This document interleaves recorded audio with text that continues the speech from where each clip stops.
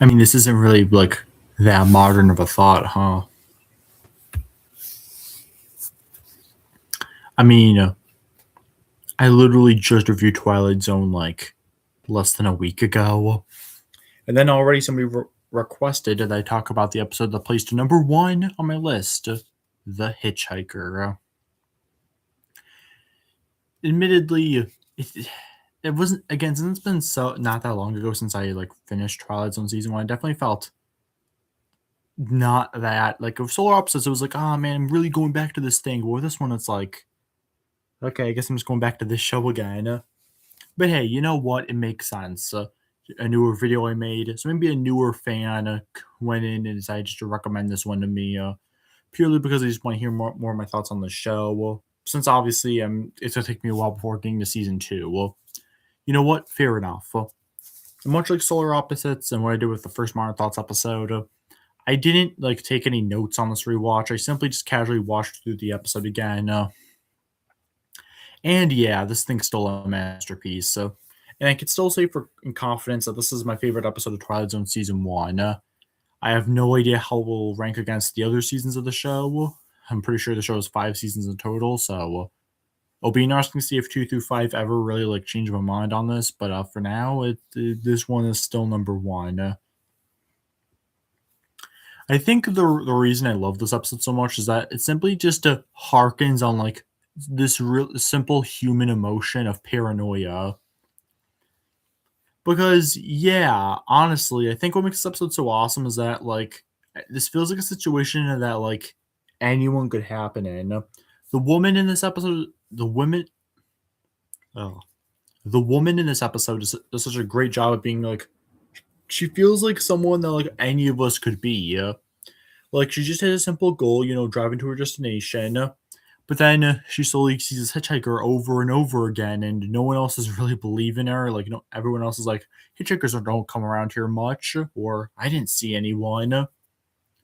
So yeah, really, I mean, I know the twist kind of like reveals it all, but before the twist, which I am not going to be spoiling here in case you haven't seen the episode yet, and also because I honestly don't have much to say on it, so I'm not going to bother talking about it anyway. It all works, and it really makes the episode very intriguing.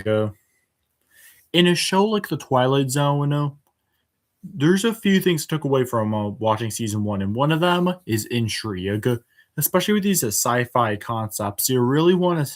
This one isn't so much sci-fi as it is just generally mysterious. Like, who is this guy? What does he want? How come he keeps showing up? I mean, the scene with the train where the woman almost got ran over and she suspects that it's just the guy who trying to purposefully do it to her was chef's kiss. It's very well done. Another amazing thing about this episode is the POV.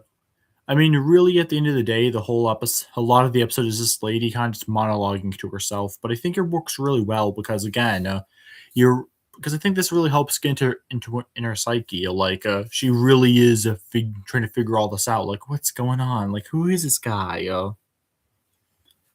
There aren't a ton of other characters in this episode, but I don't really think that's a bad thing since I don't really think you need that many.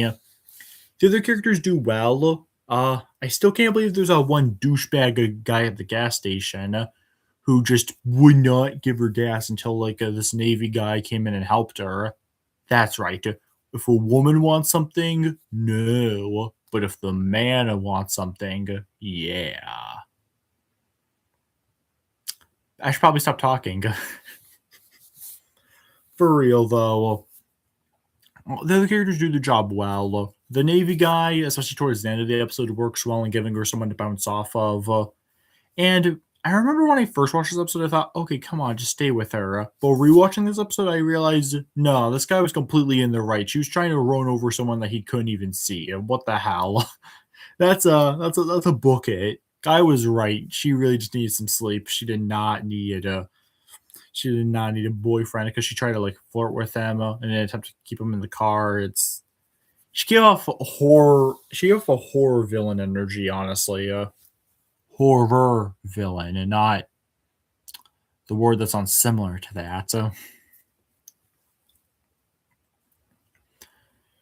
I feel kind of bad leaving this review so short, but honestly, I think I guess if I have problems with the Hitchhiker, well, I mean, well, in general, this isn't really much of a criticism, but it is definitely something I've realized when watching through the season, and now I'm even more sure of now that it's been at least a little bit, and that's that Twilight Zone's really a show you gotta be in the mood for.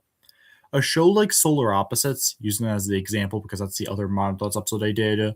Solar Opposites works like a lot better if you want like that's just a show you can watch at any point. And that show is so just like I mean you probably should watch them in order because of like the wall storyline and stuff, but like you can just watch the show if you want like casual good time. But a show like Twilight Zone is you really need to be in the mood for, which admittedly I was kind of in a vibing mood, so maybe that's part of why this is so short. I wasn't really like fully invested. I guess partially because I've already seen this episode, which isn't a knock against the show's rewatchability or anything. I'm just saying it's kind of like when you figure out a puzzle and then you rehear the puzzle. Like, yeah, obviously it's still amazing, but it's like you already kind of know the answer, so I guess it's not as shocking. Still, though, The Hitchhiker is absolutely still my favorite episode from season one. It's still so well made, so well told, very beautifully made episode. I still highly recommend you check this one out. It feels weird, though, to only have a review be 6 minutes, but hey, that's just the way it works. Maybe it's because, again, I've literally, hasn't even been that long ago since I reviewed it. Oh, man. Just realizing it now, I didn't rewatch my section of the review for this episode, so I actually forgot what I even said when I initially reviewed this episode. Hopefully, it didn't overlap. So my apologies if it was kind of an overlap, but hopefully, I'm creative enough to where I could think of new things to say about the episode. Again, I did try to expand all I can, but Twilight Zone episodes really are just like short little stories. Not short because it's 22 minutes each, but like their stories. The anthology format really helps each episode really feel like you're hearing like a fable or something, kind of like that, or like a life lesson that you yourself could take away from. What's the life lesson for Hitchhiker? I don't know. Don't be paranoid. Don't be paranoid, bro. If it's like you see the same hitchhiker over and over again, it's like, yeah, be chill about it, bro. Why you being all weird, bro? Just accept it, bro. I really should stop talking, shouldn't I?